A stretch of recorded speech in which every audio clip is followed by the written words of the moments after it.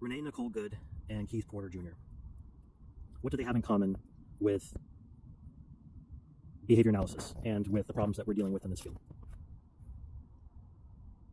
Well, let's talk a little bit about one of the problems in this field, and let's see if we can draw some connections. One of the problems we have in this field is that this field is continuing to, whether intentionally or not, through our largest organization, professional organization, support contingent electric skin shock. Despite having a position statement against contingent electric skin shock, which is where electrodes are strapped to disable people on 5 different points on their body, and they are shocked with a shock that is anywhere from 6 to 16 times more powerful than a stun gun. That is not opinion, that is the actual data on those devices, the graduated electronic decelerators. Despite that, ABAI continues to allow Judge Rotenberg Center to sponsor them. They're the only organization that practices this practice, by the way. They continue to take Judge Rotenberg Center's money. They continue to present at ABAI, despite ABAI being opposed to contingent electric skin shock. And they are the featured employer now on ABAI's website as of a couple days ago, when somebody let me know that that was the case. No, I don't check out the website constantly. I honestly don't spend a whole lot of time thinking about ABAI, aside from when people bring this stuff to my attention. So, despite having a position statement against it, we're continuing to, whether we intend to or not, support contingent electric skin shock by allowing the one and only organization that does this sort of behavior into ABAI. Contingent electric skin shock was ruled as a human rights violation by the UN. What does Renee Nicole Good and Keith Porter Jr. have in common with this? Human rights violations and systemic issues. Systemic issues that continue to justify hurtful, hateful, destructive, awful things. Why? Well, let's look at functions of behavior. Access. Access to resources.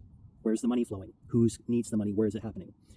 It's also attention. Attention from common verbal communities. There might be an automatic function there.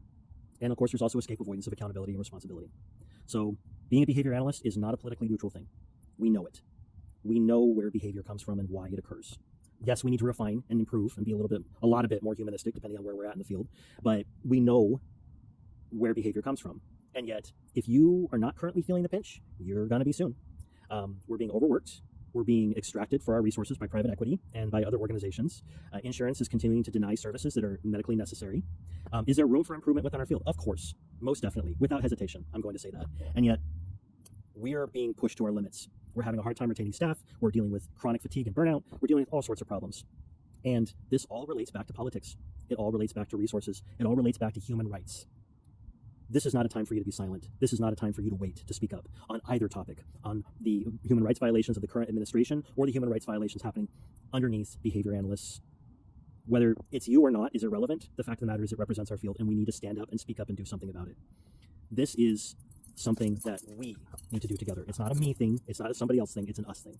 So please, let's stand together and make a difference.